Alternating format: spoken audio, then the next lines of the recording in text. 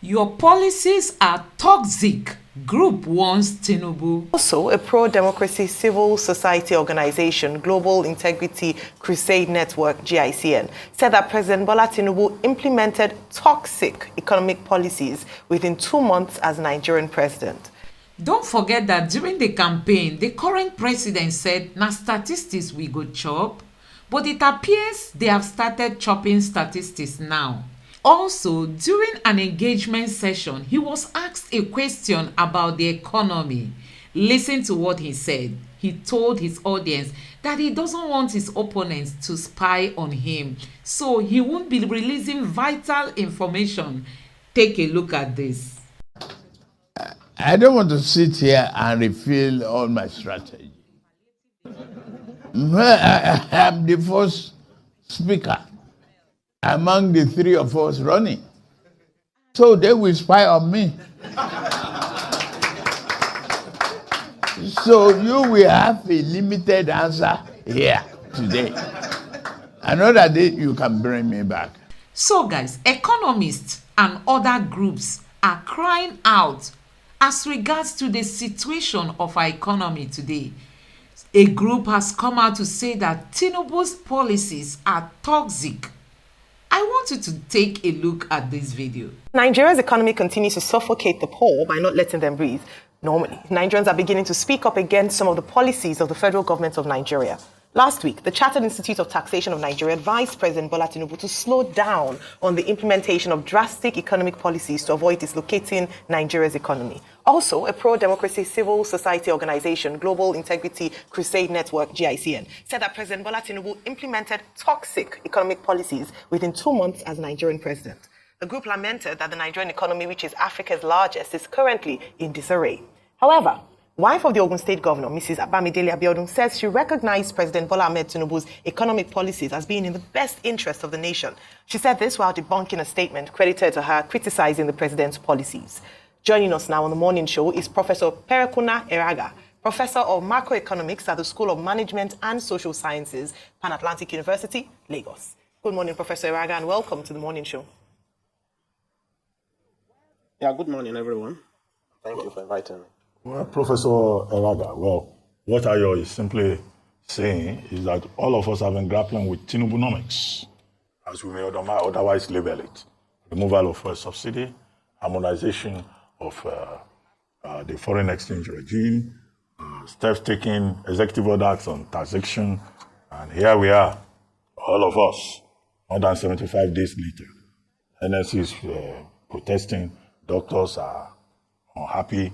Ordinary people are saying fuel price, if it goes up, they will not be able to breathe again. What do you think of Tinubunomics in your capacity as an expert in that area of macroeconomics?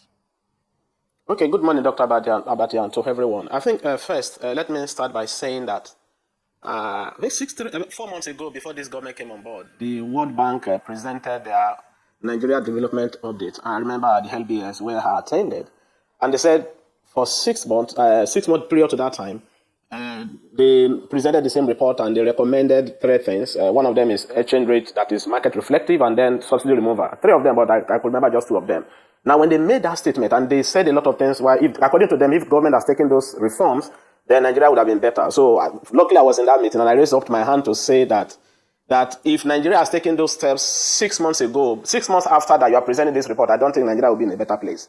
I said, yes, I agree that we need to take those decisions. Yes, because they are imagining and considering the fundamentals. But there are reasons why I don't think that they will have the desired effect that they are talking about. So my points then were of the following. For instance, subsidy removal. I support the idea of subsidy removal. But my first point is that if you remove subsidy, which is the regulated market, it means that there is no price control.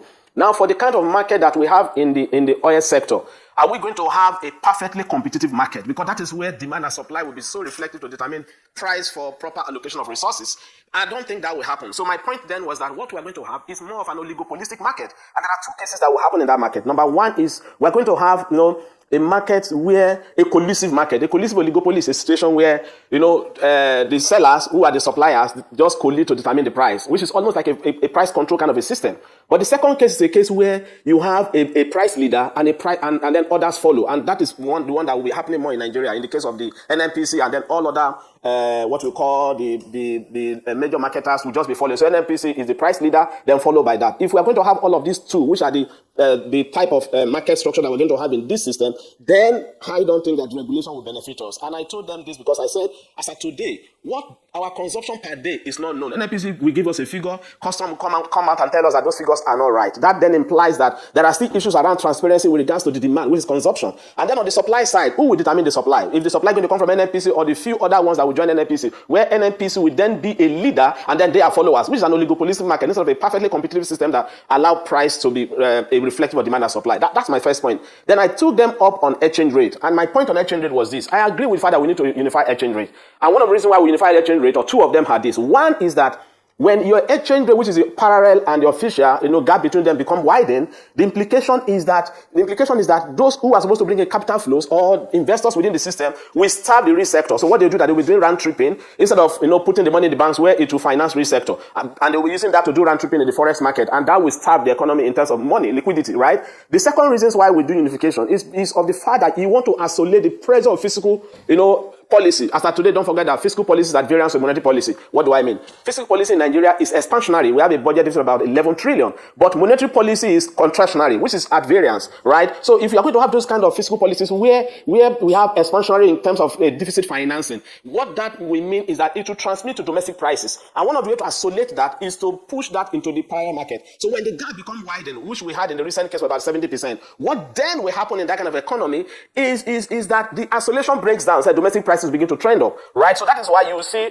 fiscal policy effect driving inflation in a system. I said that is one thing that will happen. So if you do unification, it is fine, but the fundamentals that we have today don't support that. And these are my point. Unification is that you devalue your currency, right? Devaluation to a level where it will be almost the same thing with the parallel. So what that will mean is that at the medium term, we should have a stability in exchange rate. That would only happen when that devaluation trigger export earnings vis-a-vis to increase in output and job creation and then revenue. That's when that will bring more inflow of forex, foreign earning vis-a-vis to reserve accretion, and then that will basically lead to stability. That's one part. The other part is that because the export earnings will be spoiled, then capital will flow in also. So all of this will bring in accretion of reserve. But in our case, that will not happen because the major export product that we have today, because all of that products are not tradable and they are not export competitive or globally competitive, is oil. And oil today, the price is not a function, or the demand is not a function of adjustment in exchange rate. Therefore, when you adjust exchange rate, the export earning that will come to mop up your reserve for stability will not happen.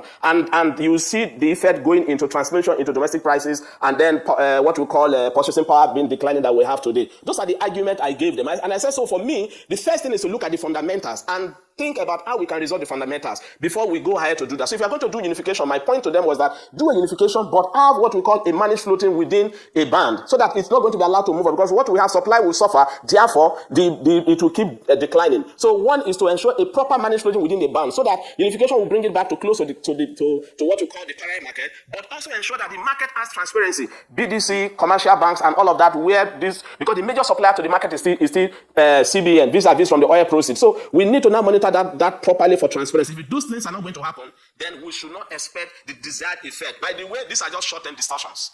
Thank you. Thank you so much, Professor Eraga. Now, in your estimation, with regards to the president's statement that what we need as a people is patience, that his policies will eventually, produce good. Do you think that it was time on the 29th of May to have removed fuel subsidy without putting in place certain measures to ensure that the effect of it would not be significant on the people? Or do you think it was just a bullet that had to be bitten, and irrespective of when it would be done, we would have still felt the effect of it? What would you have recommended as a better way to have managed this process for Nigerians? Yeah, so already we've taken those two steps, the unification and the subsidy, right? So for me, for the unification, I would have expected a band in terms of managed floating that is within the band, because we don't have the fundamentals to trigger forex supply to the market. So that's what I'm going to do. On subsidy removal, right? We all know quite well that petrol, even though there are arguments in economics. By the way, in the morning I saw when Rufai was speaking around, of the fact that the economic theory sometimes don't meet to reality. The truth is that it's not because economic theories don't meet to realities, but when if you situate theories within the realities in a deeper, analysis, which we call the economic intelligence analysis, then you are going to have dimensions of the Fed before you take that decision. What do I mean? In the past, we have had, devaluation. So one way to, before taking a decision on unification, is to say, can we look at periods where we have large devaluations? And there are episodes of that from 1980 to date. And what are the responses of the fundamentals in terms of macroeconomic indicators, which is capital flow is one of them that is so important because it's going to bring in more capital vis-a-vis to reserve to stabilize the exchange rate, right? Look at, for instance, so many of these dimensions that today we are suffering or we are talking about. Look at how they will respond. So we look at the different episodes and then do some scenario analysis that will tell us, if we take this level of unification, this is a dimension of effect to have across the different macroeconomic variables. That is when a decision would have been taken. So for me, that would have been done, and I expect that it should have been done, but that should have been done. So that by now, when we have this kind of reaction or this kind of result, then we'll go back to what is the next scenario or next step that should take. Because when you do scenario analysis, it gives you different strategies to do with regards to how you can, bring out palliative or begin to curb the effect. So for me, this would have been properly done, come up with the strategies and then provide guides into what to be done, considering a number of things that will happen, which would have done in analysis. So for me, that would have been one thing that would have been done going forward. But now that it has come, we all know quite well that palliative is very important. And we know when one of the palliative, even the World Bank people pushing about, is giving money to household of 4 people of 8,000. And that money is going to come from borrowed money. For me, I don't support that. Professor Eraga, because of time, go ahead. I want you to, and I understand about scenario planning and all of that in economics. I want you to run me, because you said something now that I disagree with. You said we should float according to a band. And I'll say, in an economy where you don't have enough defense, FX defense, it will not work. So please run me the econometric analysis of floating for a band in an economy where you have net FX rates of less than $17 billion. Run me the econometric analysis.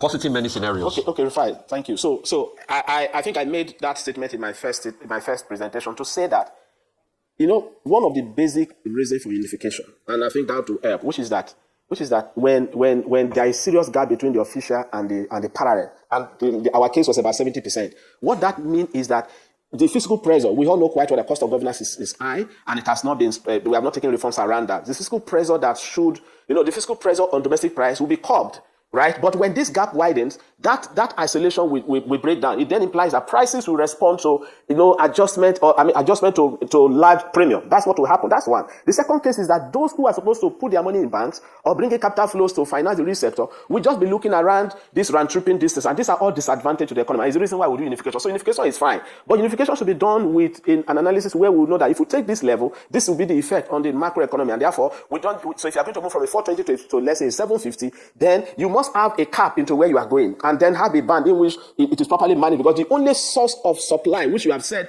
is still the central bank, and because that, and where is the central bank getting away from? The same export from crude oil. So my point is that we have this supply shortage with regards to FX to the market. Therefore, yes, if you take unification, it will take away this round tripping, but that has to be properly monitored between the banks and all the people involved, because there's also no transparency around that. That's one. Two is that if you take that unification, that if a breaking down effect on domestic price will also be removed. That's also one. Because what will happen is that we're going to have increased revenue from Naira perspective and then expenditure, and therefore we expect that export will boom. But in our own case, export will not boom because our export is not a function of exchange rate adjustment. Therefore, the fundamentals don't support that. But we still need to take that unification because that gap is so much, and it will starve the the domestic economy with liquidity that should be used to finance the real sector. That's my point. Very much. So guys, they said na statistics we go chop, na statistics. So guys, they said na statistics we go chop, and they also said they didn't want to release their strategy so that Peter Obi and Atiku will not spy on them. So you can see that they don't even know what to do. At the moment, they are confused. I mean, this government is confused. Look at Nigeria keeps sliding. Things are not working. People are crying. Manufacturers are crying. No minimum wage in so many states, that is being implemented. So many people cannot have their salaries increased. Companies cannot even increase because considering the cost of running their company, that alone is another headache for them. You can see that this administration is not even ready to move Nigeria to a new level. So guys, all eyes on the judiciary. We just hope that the judiciary will rescue Nigeria. Let me know what you think in the comment section below. Please don't forget to subscribe to my channel and turn on the notification bell. Thank you.